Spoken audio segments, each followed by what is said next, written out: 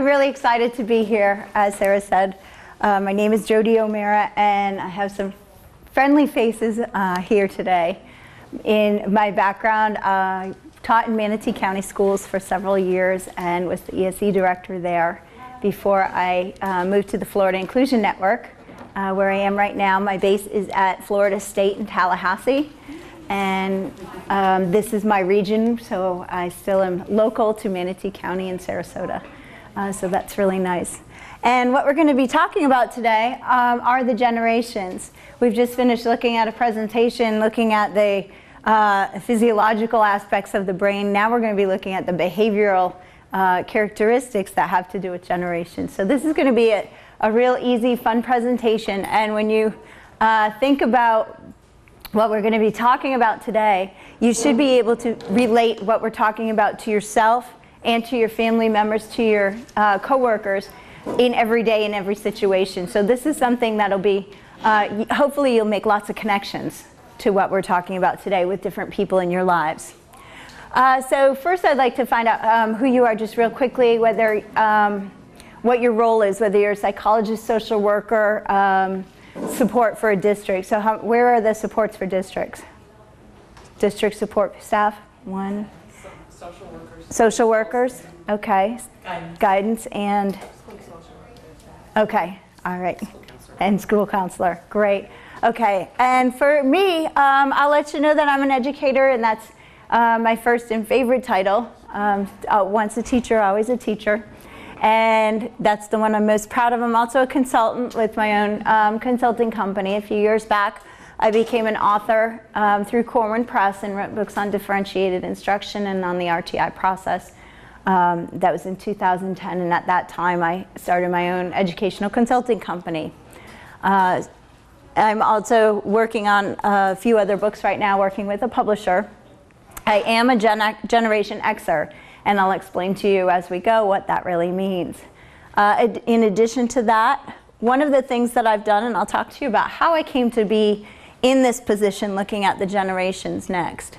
When we're talking about generations, I had a mentor of mine who was in a leadership position, and I said, what's the next book I need to be reading? What's the next area of interest? What are you reading right now? And she was a person who crossed over from education into the business world and is a strong business leader. And she said, you need to start following the studies on generations.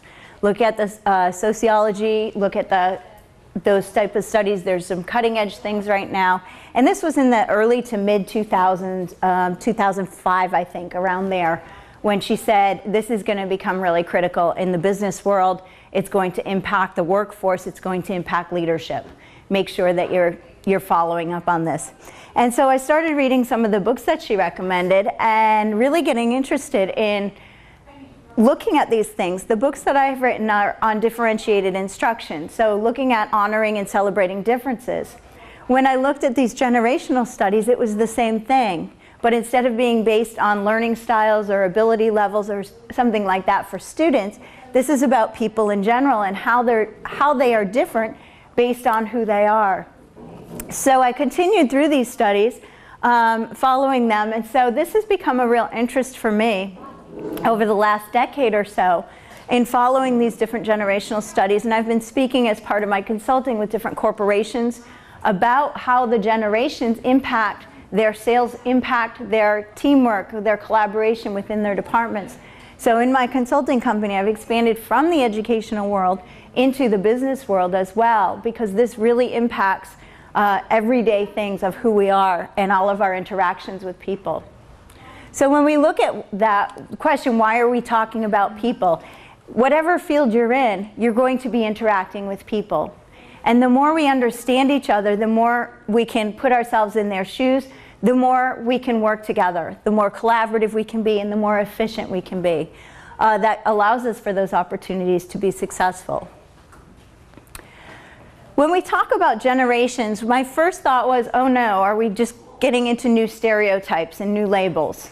That was my major concern of that, is this just a new way of labeling people? And it's not at all, which is part of what excites me so much about the generations, is it's not a stereotype. It's a generation is defined as a group of people who have shared common experiences in their formative years. What this means is when we talk about generations, we're not talking about people who came from other countries. We're talking about people who spent their formative years here in the United States because they had similar experiences within a certain time growing up within their formative years. So it's not about being a certain age. It's not about living in a certain place within the United States. It's not about who your parents are necessarily, but it's about a group of people who have had those common experiences during those formative years when, as they were growing up. So it's about those shared experiences more than it is about age. When we look at why is that important, these shared experiences, it's because those experiences are what impact our perspectives and our values. When we have experiences, they create our own perceptions. They create our values of how we look at things. So when we have an experience, that impacts us as a person. And when it happens in our formative years, those are the years in which we're developing our values.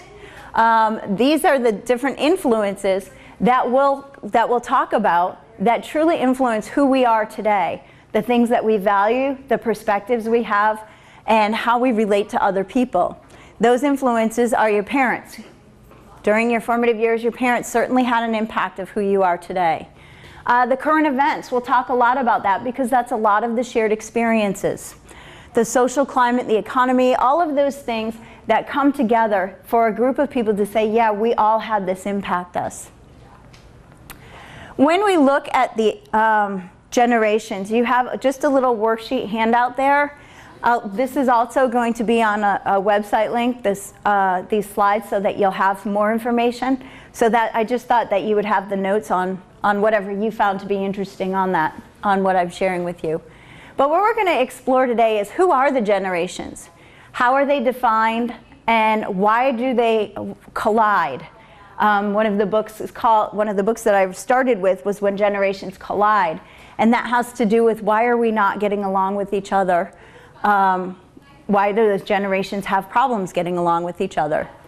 We'll look at the communication and collaboration between the different generations. We'll look at the values and styles of different generations, and then conflict management and resolution between the different generations. When we look at those generations, each of them, as a generation, has those certain shared experiences and values that help form who they are. Nothing that we talk about today is a black and white issue. There's going to be variances in each of these generations. But generally, when we look at these types of things, each one of the generations is going to answer the question differently. Why do people go out to a dinner at a restaurant rather than eating out? There's lots of reasons, and all of us could say any one of these reasons would be a reason for us to go out to dinner. But yet certain generations are more likely or have a higher tendency to go out to dinner for one thing more than the other. So what we're looking at here with generations, and when we talk about values, we're looking at their typical tendencies.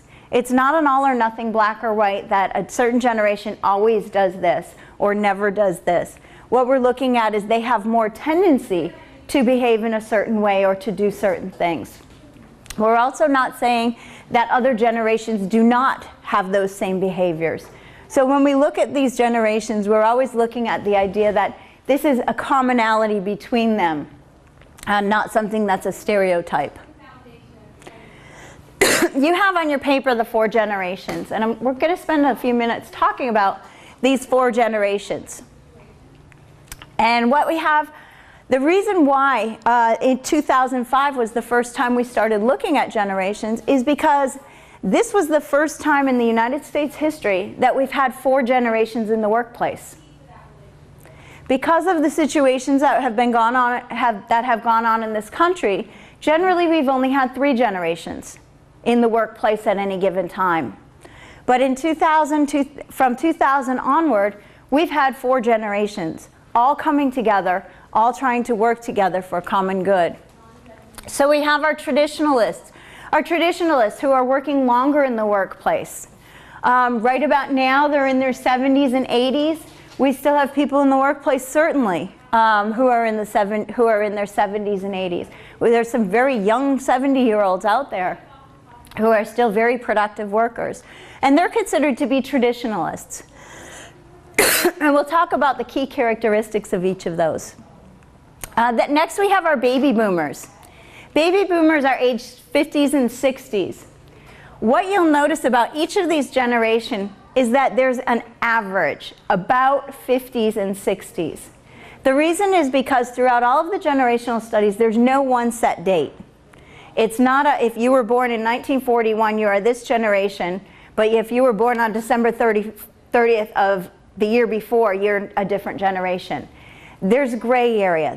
Each researcher has their own dates, but these are generally what we're looking at. Our baby boomers are generally in their 50s and 60s right now. Gen Xers are in their 30s and 40s right now. And the millennials are in their 20s and still in their teens. So those are our four main generations who are in the workplace right now. We also have what's called cuspers. Cuspers are the generations that come in between these, because we don't have 20-year cycles of birth. We have people who are born all the time. And so somebody who's 48 years old may fit more toward the baby boomer generation than toward the Gen Xers. So a cusper is somebody who has values or experiences that overlap both generations. They're the bridges between generations. So you'll have cuspers between the traditionalists and baby boomers, between the baby boomers and Gen Xers, between the Gen Xers and the millennials. Those are the bridges. And one of the advantages of those cuspers or bridge people is that they can relate to multiple generations. Those are often the mediators in groups and in teamwork, is a cusper is able to understand and see perspectives from multiple generations. So I've already talked to you about certain things with the generational studies. One thing to make sure we notice is that these are not personality traits. We have our values and our perspectives that are created in formative years. Then we have our personality that goes over that. Our personality determines how our work style, our outlook on life, the experiences that happen to us, all of those things are layered on top of what we've developed in our formative years, because we don't stop changing once we get to be 18 or 19 years old. So we're not talking about personality traits. Those are changing. Personality traits evolve and change over time. They change over experiences.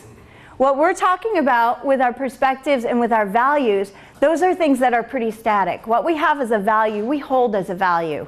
From once the time we form that value, unless something impacts that and really has a strong impact to influence that value, we maintain those. And it doesn't matter what the situation is, it doesn't matter the people we're around. Whereas with personality traits, that's affected greatly by our environment, and those are much more fluid and changing.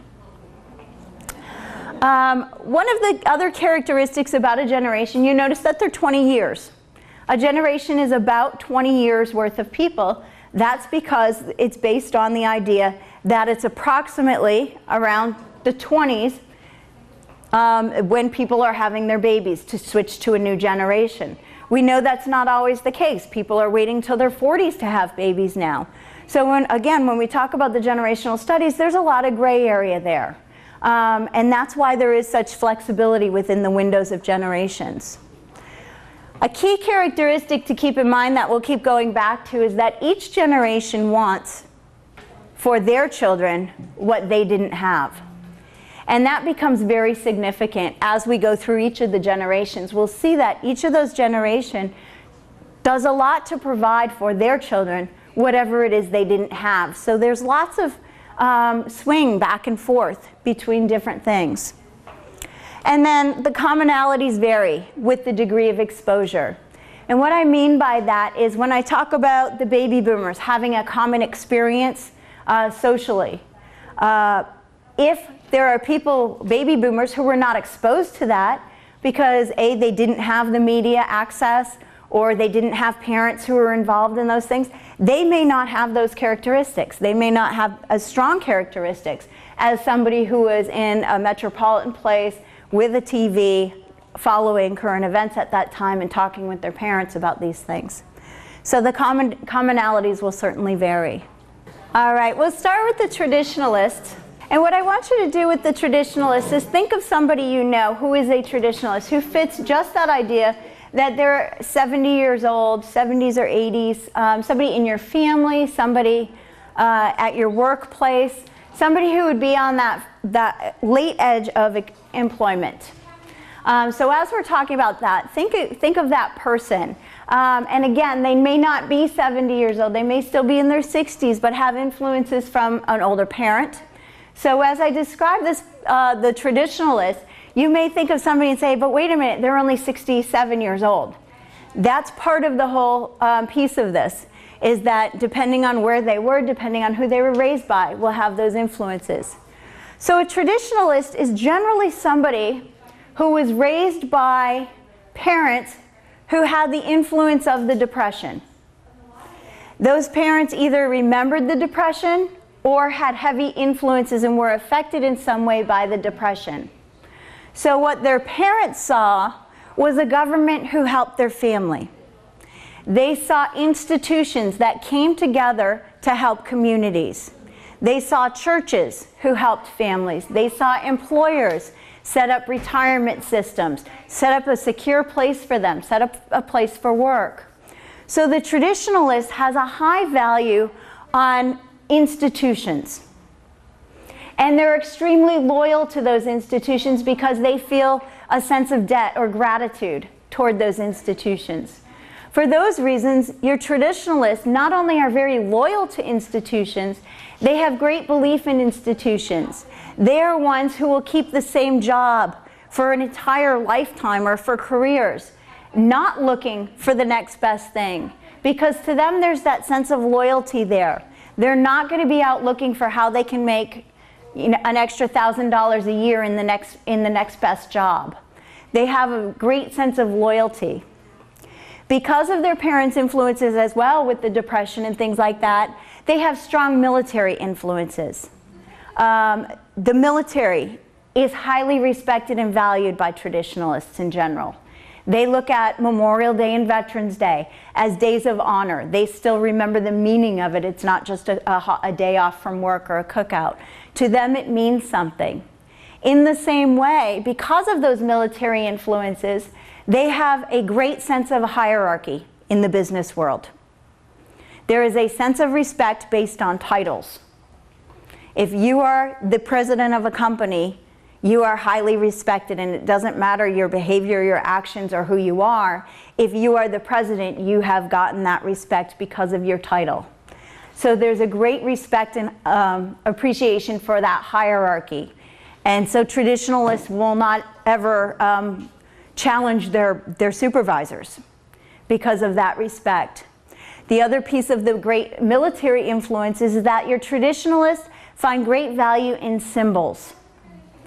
Stripes, the flag. You'll see traditionalists who still hang a flag at their homes. A symbol at their workplace, a lapel pin is very important to a traditionalist. Those things have a meaning to the traditionalist that some of the other generations have lost. Another piece of that traditionalist is they're very routine oriented. Not because they have been in that same position forever, that could have to do with it, but it's because they are less comfortable with change. Because when traditionalists were in their formative years, the goal was stability. Their whole goal in life was to achieve stability, and stability meant routine. It meant something you could expect day after day. They didn't want surprises. So traditionalists strive to have that routine. You'll see traditionalists who go to work and they wear the same type of outfit day after day, who go through the same routines day after day. And again, it's not as much because they've done it for so long, but because that's where they're comfortable. Because to them, there's that value of routine, the security and stability that they were seeking in formative years, that they've been taught to seek.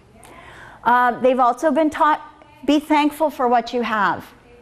Traditionalists are very appreciative of the institutions, of the government. They're ones who are going to express gratitude and thanks for what they have, not seeking a bigger house, not seeking a boat and a car and keeping up with the Joneses. They're very content with what they have.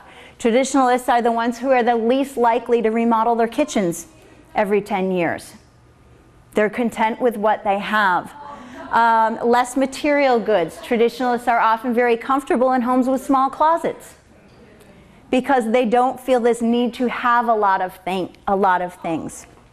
In another way, though, your traditionalist is going to be very characterized by being a saver, because the phrase that was ingrained in their heads in their formative years was save for a rainy day.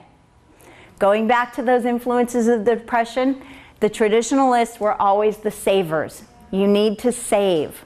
You need to keep this. You need to save. So you'll have traditionalists who save their sick days, save their vacation days, save the wrapping paper at Christmas, save the bows. They're saving old magazines. The traditionalists are saving because they've been taught save for a rainy day. You never know when you could use this or when it might come in handy, but you need to save for a rainy day. Just a couple other things about traditionalists is that traditionalists generally, when they were raising their own children during that period of time, because of their stability, for them it was a huge deal to travel across the country. That was like the trip of a lifetime. Whether it was to drive across the country in a station wagon or in an RV, traditionalists thought that was seeing the world. Because to them, that was huge, that driving across the country.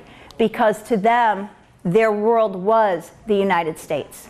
They did not have those global connections. So to a traditionalist, that was seeing the world. The other thing that we look at with traditionalists is, I'll skip on that one till afterwards.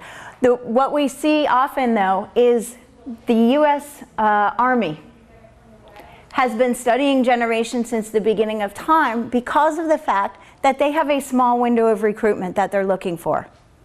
They're looking for a very narrow advertising segment. And so when we think back to the traditionalists, the U.S. Army had a military slogan to lure in traditionalists to enlist in the Army. Do you remember what it was? Uncle Sam. Uncle Sam, who said what? Uncle Sam said, "We want you." That was the most powerful marketing because to a traditionalist, that was special. That was an honor. That the American government could want me as part of their team. If they were to use that marketing today with our youngest generation and say, "We want you," we'll get into the millennials later, they'd say, "Of course, doesn't everybody? Whatever." And walk out. It would be completely ineffective. Yeah, let me take a selfie next to that and then I'll go on. So our marketing at that period of time, and we'll see with the Army, they've done a fantastic job following the different generations, really pinpointing who they are. So we just did this one. I'm going to move right into the baby boomers. The baby boomers are still a large percentage of our workforce. The baby boomers have been our leaders in the workforce for many years. As a matter of fact, up until last election, the baby boomers were the ones controlling Congress, which meant that they were controlling the politics, the legislative pieces. Baby boomers had great influence in this country. And I will tell you that Congress has just recently in the last election shifted in its majority to Gen Xers, and we'll talk about how scary that could be when we get to the Gen Xers. But baby boomers were raised by traditionalists. Traditionalists were generally raised within a community, stayed within that community, may or may not have graduated from high school and went into a job or a trade. That was most common for a traditionalist, and then to live out that trade for their entire career. So with the traditionalists having children, when they had baby boomers, it was this whole new information era, this whole new movement in our country. There was great optimism going on, and so they had these babies and said, guess what, we're going to give you everything we never had. So when they were raising these baby boomers, they raised them with this idea that you can do anything. If you want to go to college, then you can. We're gonna do whatever it takes so that you can go to college. So baby boomers in many cases were the first generation to go to college or see that as an opportunity, as an option. And to the traditionalists who raised them, that was very important because they saw this huge generation of kids growing up and realized that there was going to be a highly competitive workforce competition. That when baby boomers got their first job, they would be competing against lots of other people for that job. So baby boomers were raised with, you need to work really hard because you're going to have to beat out another 19 people for that job, or another 40 people. There's going to be 50 people applying for that same job. So you've got to do something bigger and better than the person next to you. So baby boomers had this competitive environment that they grew up in because there were so many of them, surely because of the numbers, but also because the traditionalists pushed them along, saying you can be anything you want to be. And right here again is our U.S. Army slogan at the time, be all you can be, was the baby boomer generation. When the Army went to market that particular group during the years when they were being recruited, it was be all you can be, because in the formative years, that's the message that the traditionalists were giving their children is, you can be all, we want you to be all that you can be. And with that, baby boomers equated success with status and title. Because of their traditionalist parents who raised them, they were raised again having some of those military influences, but the influence was in titles and status. It was that hierarchy that got transferred down. So when baby boomers were in their formative years, they were introduced to the neighbor as, this is the president of the bank, Mr. Jones. This is the head pharmacist at the drugstore, Mr. Smith. This is Dr. So-and-so. Everybody had a title because that's what made somebody important, according to the traditionalists. So baby boomers had that infused and ingrained in them within their values that titles were important. If you had a title, it meant you were important. Baby boomers also saw information as power. The more you knew, the higher you could climb on that ladder. And so with that, that was part of the whole college environment, the college atmosphere. The more you knew, the better off you could be, the higher you would be for working, you could get in the workplace. The other thing that almost any baby boomer will laugh at, I've never heard a baby boomer not be able to relate to this one, is that baby boomers were raised with a strong sense of money. Because traditionalists had saved so long, they wanted to make sure their children knew how much they were doing and how much they were sacrificing, because to them that was a way that they could show their love and sacrifice. So when they went to the store and got a new lamp for the living room, that was not a new yellow lamp. That was a new $40 lamp. And the new couch was not a new couch, it was a new $300 couch. Everything had a price tag with it. So baby boomers learned quickly that hard work got you money, and money could buy you nice things. And if we jump ahead to today's generation, that's not the case anymore, is it? Baby boomers were raised with a pure sense, a clean sense of the value of a dollar. Here is the work you do, here is the money you get for it, and here is what you can get with that money. So baby boomers saw money as a very linear process. You work, you got the money, you could spend it. And to them, that value of a dollar has become very different over these next generations. But for the baby boomer, it was very clear. As opposed to the traditionalists who worked, they got their money, and they put it in a shoebox. There wasn't that outcome of we can spend it on something, because to them, they were going to save it. Some of the other things about the baby boomers, they're very optimistic with a can-do attitude. That idea that you can do anything, you can be anything. Because status and titles were so important in the workplace, you'll see that as well. The things that are important to the baby boomers is recognition in the workplace. And that recognition can be in the name of a nameplate, can be in the form of a nameplate outside their office door. It can be a recognition of a certificate that's framed in their office. It can be recognition of a prime parking space. But the baby boomers want that recognition in terms of something somebody else can see. Whereas the traditionalists would rather have the recognition in terms of a symbolic recognition, the baby boomer would rather have something that can be seen or is tangible. The other thing about baby boomers, I'm going to talk a little bit more about money on this particular one, is that for a baby boomer, debt equates to a lack of success. Baby boomers are the least comfortable with debt because to them, owing money meant you were not successful.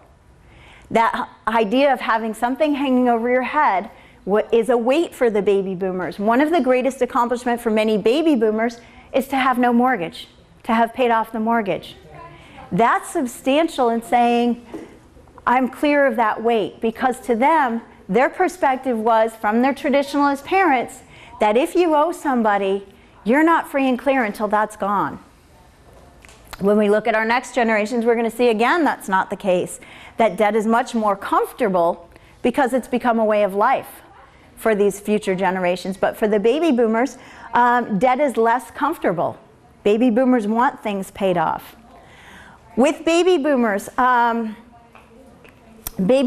like to meet because of that information. Baby boomers are the ones who want to be in the know. When things are happening at work, the baby boomers are more comfortable, and again, I'm talking about not necessarily personalities, but about a level of comfort in general. Baby boomers want to be in the know. If something big is happening, major changes going on, the baby boomer wants to know about it. They want to be in those meetings. They want to hear what's happening. And I'll give you a great local example here. When MTI moved their campus, if any of you, Manatee County, Sarasota, MTI moved campuses and they were putting up all these new buildings. They had lots of meetings and they had a showing before the place was built, and you could go in with a hard hat and see. That was done for the baby boomers who wanted to see, what's it going to look like? Where's my new office going to be? How is this going to work? How's this going to run? They were the ones who wanted to be in the know before the building was done. For the most part, the people who showed up for those meetings were the baby boomers. We'll move into the Gen Xers next, but you'll see that they went, just let me know when it's done. I'll show up on the day that they open the doors. I don't have time for that. I'm a little too busy here. So what you'll see is the baby boomers want that information. They're more comfortable knowing, not having to go off spur of the moment. They're being able to do things without having that background information. For instance, baby boomers would want to know for this conference, what time does the conference start? What time is lunch? What time is it over? Baby boomers value agendas. They value agendas because they know, what are we going to be talking about? Do I need to bring anything to that meeting? What is going to be discussed there? So for baby boomers, that information is power, so there is not a resentment to have meetings, because meetings are a way to get that information. Okay, I'm going to share with you a few more, one of the key characteristics of baby boomers that affects the workplace. Being raised by traditionalists, a baby boomer was told, work harder, work longer, work stronger, work smarter, by their traditionalist parents. Work became a critical element for baby boomers. Baby boomers are the most often characterized as the workaholic. Baby boomers come in early, they stay late. They're the ones who are always the workaholic type of person, because working is part of who they are. For that reason, the people they work with are their extended family.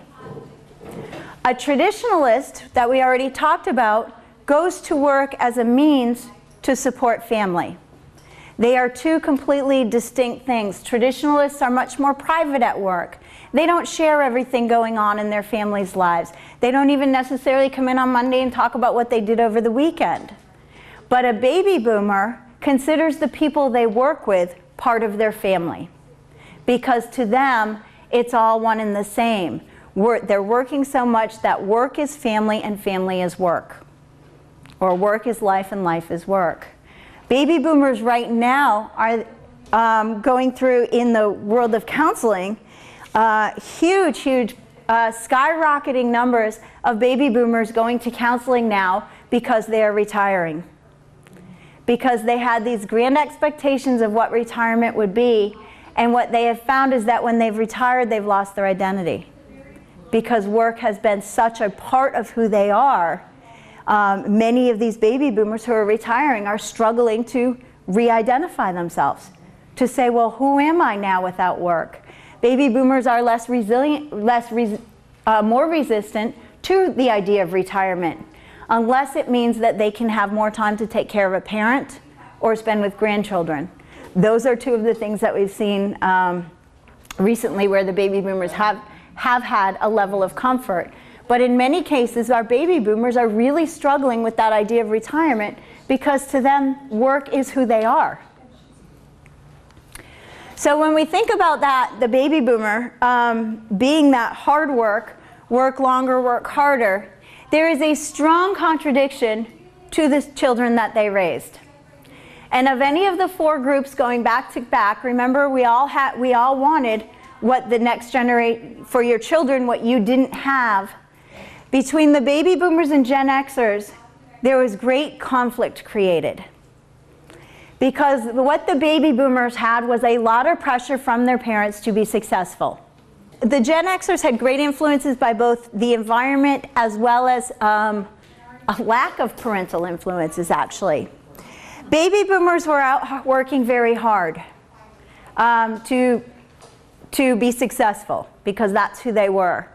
Then they had Gen Xers, and Gen Xers are by far the smallest of any of the generations. And getting, for the baby boomers who wanted to give to them what they didn't have, that meant that they were going to give them freedom and a lack of all the stress and pressure that the baby boomers had growing up. So the baby boomer parents in many ways said, we're going to back off and let my child be whatever he wants to be. Let him grow with freedom. Let him grow without a lot of restrictions. At the same time, baby boomers were working hard at their office. And so this was the first time in history, this is where the term, the generation that came up with the term, latchkey kid. This was the first time that children were coming home from school to an empty house. Because before that, there was a parent who was there for them. So because of these influences, Gen Xers were raised to be extremely independent. Their parents said, we're going to give you freedom to make your own choices. We're going to give you freedom to get your own snacks, do your own homework, to do what you want to do. In addition to all of those things, this was also the first generation where it became socially acceptable to have parents get divorced. Parents did get divorced before then, but this is when it became socially acceptable in our society. It was more common and it was accepted. Also during this time, in the 80s, we had the fall of the economy. We saw major institutions collapsing and laying off people, gas prices rising.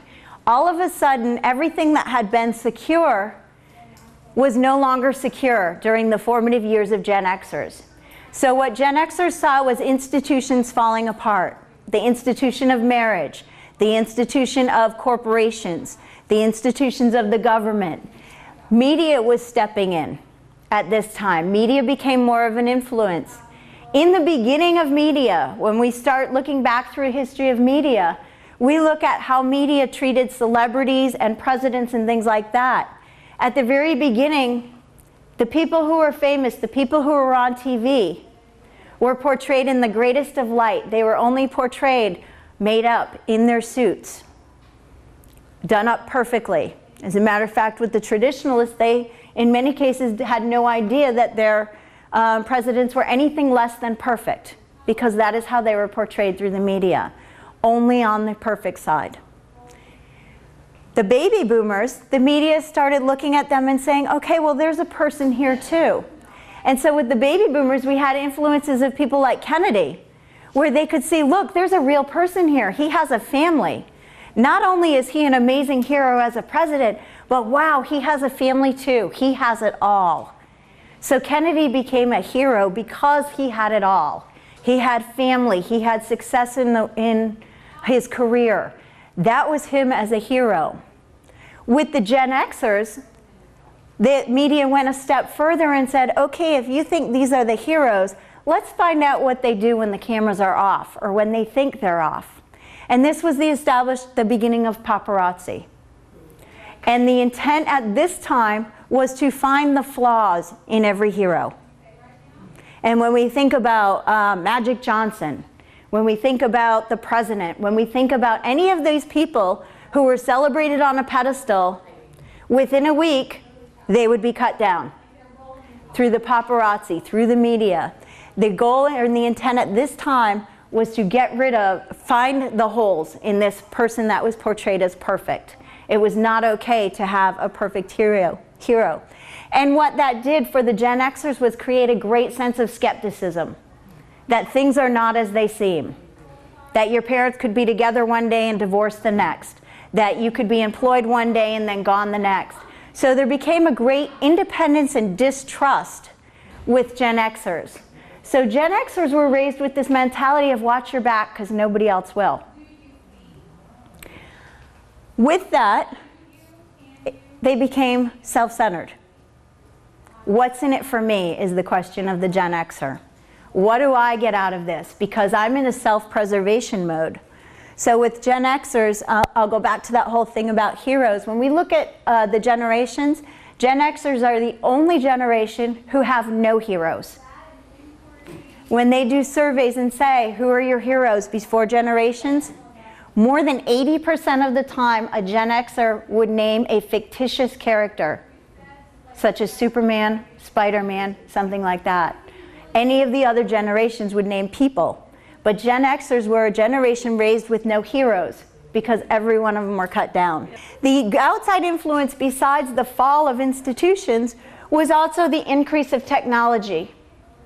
And so when Gen Xers were raised, fast meant better. If you could cook a meal faster, it was better. That was the microwave. If you could change the TV channel faster, it was better. If your car could go faster, it was better. Everything was about speed. Fast meant better. And so in those formative years, that highly influences who the Gen Xers are today in the workplace. Because to a Gen Xer in the workplace now, fast means better. If you can do 7 hours worth of work in 3 hours, get it done in 3 and get out. Because it's all about time.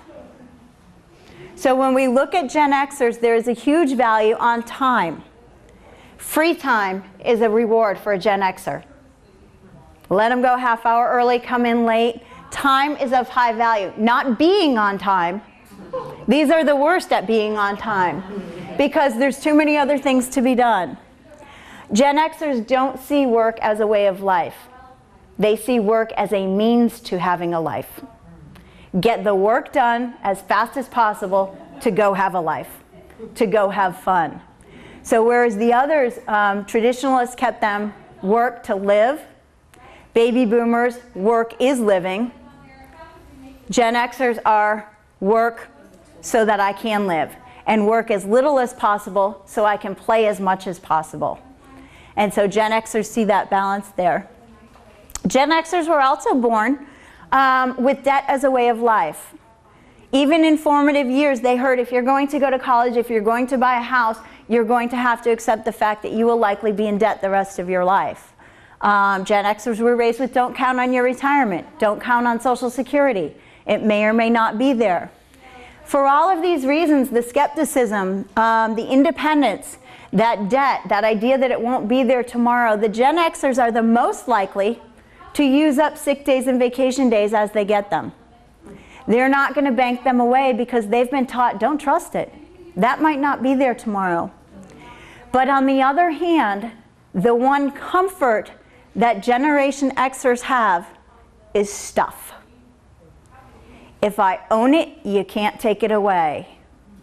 So a Gen Xer is the one who's keeping up with the Joneses.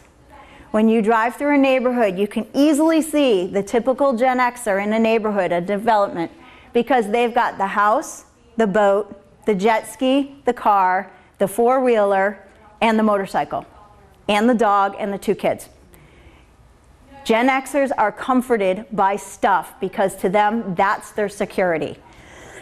If they have it, you can't take it away from them. When we had the real estate collapse, that was fed by this idea of Gen Xers' habit of wanting things fast and wanting stuff. And when Gen Xers learned that you could get lots of houses and flip them really fast and get more stuff, that just fed right into all of those perspectives and all of those influences that had already been in place. And so Gen Xers were the one of the major contributors to that whole collapse, because it fed onto everything that a Gen Xer had always thought of as this is the good life, fast and lots of stuff. Gen Xers are also very accepting and comfortable with change. They're not ones to resist change. They're not going to necessarily create change, but change is a way of life for them. Because things have changed through technology, there's that understanding. Okay, I'm going to go on only because I want to share with you some of the influences in the workplace in knowing these things. One of the things that she just brought up was the idea that she had a great strong influence by grandparents. That's certainly going to affect the characteristics because, again, that's a huge influence in the formative years that will impact your perspective and your values and things like that. And then Valerie was saying that being a cusper herself, then she has children who are also cuspers, being in the middle there as well. So I'm going to move into this because what I want to talk to you about a little bit is about when all of these 4 generations come together, what happens and the conflicts that are there in place. The Millennials are the newest generation, and actually there's a lot of research considering the newest generation. They're the largest generation as a whole, but yet the Millennials are split into micro-generations. There's 2 reasons for that. One is because things are changing at such a rapid rate. Growing up in 1985 is drastically different than those growing up in 2005. Even though that's 20-year span, that is extremely different to have formative years in 1985 than formative years in 2005. So because of that, the Millennials have been split due to technology. And the other thing that Millennials were split was the huge impact of the events of 9/11. We have Millennials who were influenced directly and remember that, who have a set of perspectives and values that are quite different than those born after that who have only heard about it and don't have a memory of that. So even though they're within one 20-year period, Millennials are often split into at least 2 different categories as those who experienced the events of 9/11 and those who only heard about it afterwards, because of the amount of influence and how much that changed our country as a whole, how much that changed people and families and communities as a whole. So when we look at the Millennials, they're a split generation, and in some cases, some of the researchers break them into 5-year periods. I think that's a little too small, too narrow, but in some cases it could be appropriate because it's about what they have shared in their formative years. So if they're not sharing the same things as another group, for instance, iPhones or smartphones being popular, 5 years ago not everybody had a smartphone, so there's certainly influences there that would be extremely different in communication, for instance. So when we look at Millennials, again, it's what your generation before didn't have. The Gen Xers felt this great sense of independence, like their parents were not overly involved. So Millennials are being raised with hover parents. They're involved in everything their children are doing. As a matter of fact, in some cases, the Gen X parents are living their lives again through their children. Millennials are have very involved parents. In some cases, very welcomed. Millennials don't mind their parents involved in what they're doing. They're including their friends in some of these things. But the biggest thing about millennials, the highest characteristic, is narcissism. They are extremely arrogant and self-centered, and proud of that. I actually did this presentation with high school seniors, and when I said their number one characteristic was arrogance, they cheered and thought that was a great compliment. Did not see that as a negative at all. They believe that they can have anything or do anything. And again, this is not just something that they came up with. This is something that they have grown up in a world where they do have access to so much. They are living in a world of plenty, communication-wise, technology-wise. They have so much, their reach is so far. We have shown them in their formative years that yes, you can touch anything, you can do anything, you can be anything, have anything, because you know how to do all this. The other thing that's very arrogant, that we have created a huge sense of arrogance with millennials, was our doing. When we think about a group of Gen Xers and baby boomers sitting in a room, and we're looking at pictures on a laptop hooked up to the TV, and something goes wrong and it goes blank, what was the first thing that people would say? Ask one of the kids, they can fix it. This is the first generation who was raised with the adults communicating that they were smarter than the adults in the room. No other generation would have ever thought that as children they were smarter than the adults in the room. But we've reinforced to the millennials as they grew up that they were smarter and could do things that adults could not do. So by doing this, we fueled this sense of arrogance that they could do things that we could not do. So for them, there is this inflated sense of ego. On top of that, with their communication in social media, everything is about them. Look at the selfies. It's about me. Here's what I'm eating, here's what I'm doing, here's how I look today, here's how my hair is, here's what I'm wearing. What do you think of this outfit? We've created the technology to fuel that idea that everything is about them. So this level of arrogance is part of a natural progression of what we have created as a culture around them. So when we look at them as a shared generation, what they share in common is this idea that the world does revolve around them and that they can touch anything, that they are willing to do anything. Not that we've said that they are Superman, Superwoman, but what we've done is to instill in them these values of, you're right up there with the adults. With that said, the millennials in the workplace do not see any levels of hierarchy and authority. They're just blended. They're not there. They don't consider themselves any lower or higher, or we're all on an equal playing field in a workplace. So for a millennial, unless there's a clear, explicit explanation of what you can and can't do, millennials never had that experience before. So for them, communication is not a chain. It's a web. As a millennial, if I'm talking to somebody, if I was a millennial, I'm talking to 20, 30, 500 people at a time, because I'm tweeting it, I'm Facebooking it, I'm doing this. I don't talk to one person at a time anymore. So for me, communication is not linear, 1 to 1 to 1 to 1. It's 1 to 500 to 5,000.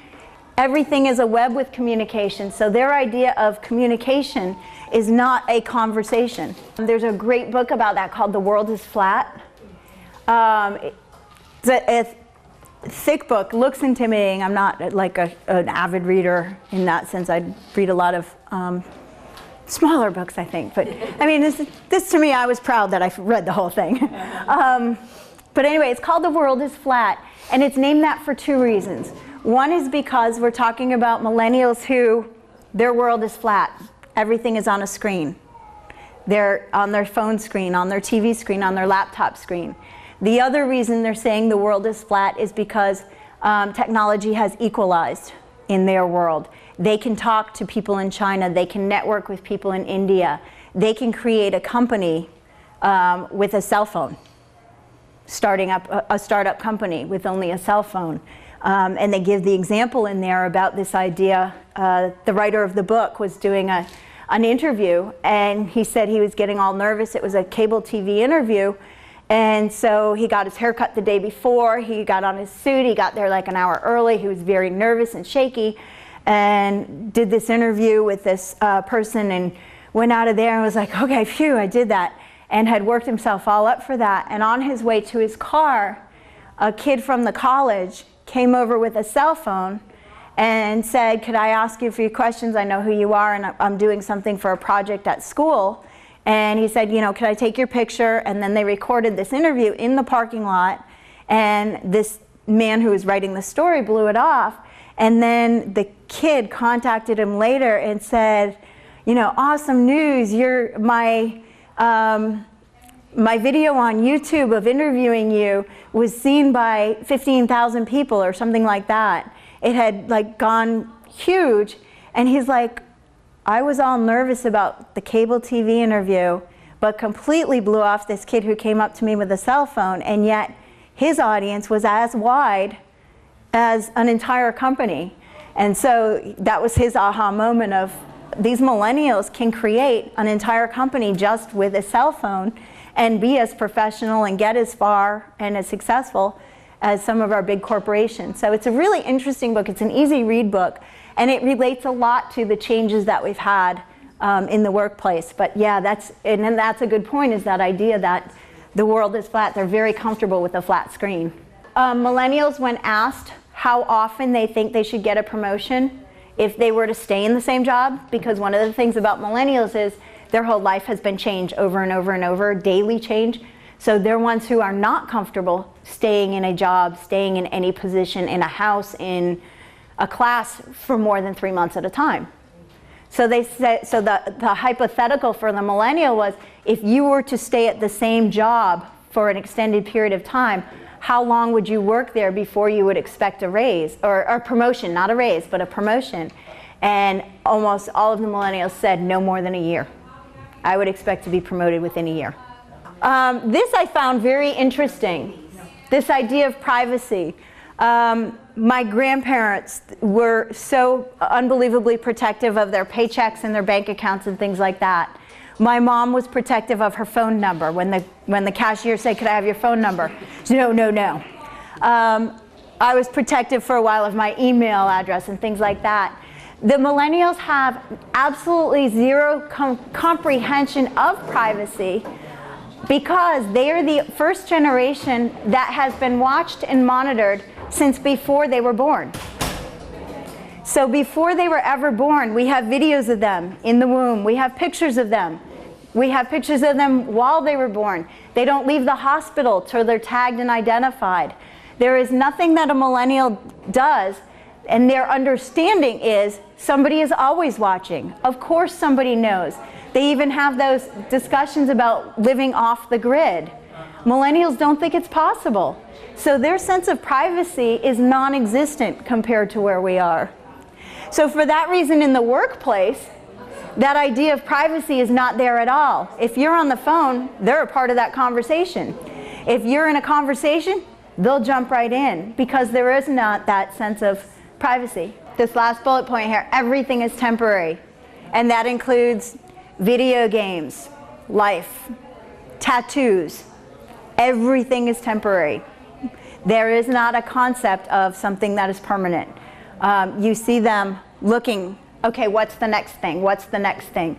There always is this idea of change and movement and moving on. Millennials, that is their strongest desire, is for personal satisfaction and making a difference. With their overinflated egos, though, this is the highest generation that we've ever had who all want to be rock stars, movie stars, or personal assistants to movie stars. When they asked 9th graders in a particular high school, what do you want to be? Over 80% of those students named something that was related to fame. Either they would be famous or they would be a personal assistant to somebody famous, because they're watching all these real life TV shows. You can be on TV, I can be on TV, I can do this, I can be famous as well. So there's this idea that they could be famous at any minute. They also accept debt as a part of life. They were born into debt with the hospital bills. They understand that debt is a way of life.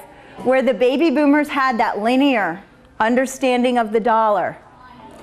This is a group of people who go off to college, get a piece of plastic in the mail that says that they have $5,000. They've never worked a day in their lives. They've never done a thing. They just got this piece of plastic that says you have $5,000 now. So there is no sense of work to money, and there's no sense of money to things anymore. The millennials have a piece of plastic that gets mailed to them, and suddenly they have $5,000. And then they go and spend that $5,000, and then they have debt. And again, a way of life. For millennials, they are not just not uncomfortable with owing debt, where baby boomers don't want that debt. Gen Xers understand that there is debt. Millennials are comfortable with debt to the point where they don't even worry about debt. What they worry about is debt management.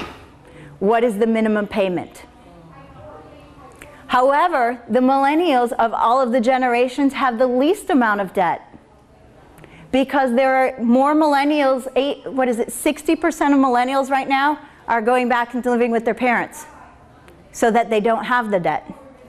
They expect that they can go back and live with their parents until they get on their feet, whereas the other generations, not necessarily the case. So I'll finish with this idea that when we have these four generations coming together in the workplace, we see that they have different influences and values. So when we're trying to get something done, we need to be capitalizing on these things. If you have a project, your baby boomers are going to be great for getting information. They thrive on knowing that information.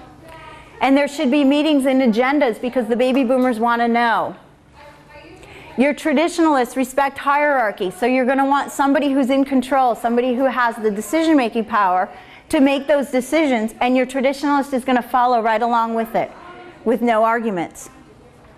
Your Gen Xer is going to expect that flexibility of time and independence to be able to do what they want and then bring it to the group, as opposed to working side by side with somebody through the entire thing. And then your millennial is going to need, within that project, to feel a sense of accomplishment or a sense of satisfaction, because that's the only way we're getting any productivity out of our millennials, is their idea that they're getting a sense of satisfaction from it. So when we look at the workplace, we need to be looking at these generations not to pigeonhole them, but to say, this is what you're comfortable with, then here's the role I'm going to give you. This is the part you're comfortable with, then here's the role. So as you go through these next couple days, or even weeks or whatever, you'll notice on the radio commercials targeting certain generations. One of the things AARP did, they made a major shift in their magazine. 20 years ago, their covers of their magazines were people sitting on swings and drinking lemonade, looking at a sunset. That was retirement. That was the definition of retirement for a traditionalist. It was to finally have a point where they didn't have to work. It was that decompression. Now when you look at AARP magazines now, you won't find a cover of a magazine that's AARP without active people riding bikes, skydiving, parachuting, planting gardens, doing community work. Because now they're looking at baby boomers retiring, and baby boomers don't want to stop. They have their identity in their work, so they're going to find something else to do. Their idea of retirement is not to sit on a swing and do nothing. Their idea is to do other things. So we see those things. So when you look at the media, when you look at your friends and family, you may start noticing some of these characteristics of how they're reflecting the different generations and who they're really marketing. So I hope that gives you some understanding of people you work with and your family and things like that. The next one, they have not named them because they haven't come into the workplace yet to be able to influence. But right now, I will throw this out to you just to be thinking about on your drive, is that your Gen Xers are now in charge of Congress. The ones who want to work the least, get things done quickly, and not meet, not have meetings. So we have a whole new leadership coming in that following through the media, kind of watching this, our new leadership in Congress going, wow, this will be interesting. And it's all about me. That's their motto. So That's why I said it'll be interesting. And it was last election when the shift changed from boomers to Xers. So, Thank you. All right, thank you. I hope you enjoyed it. Sorry, I